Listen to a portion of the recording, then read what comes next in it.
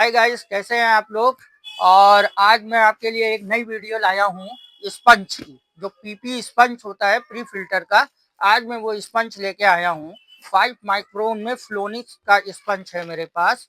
ये देखिए, ये वो स्पंज है और क्वालिटी भी इसकी बहुत बढ़िया है। ये जो प्री फिल्टर बाउल होती है उसमें ये लगता है, जिससे जो है आपके अंदर के फिल्टर की लाइफ बढ़ सके और जो है वर्किंग अच्छी कर सके।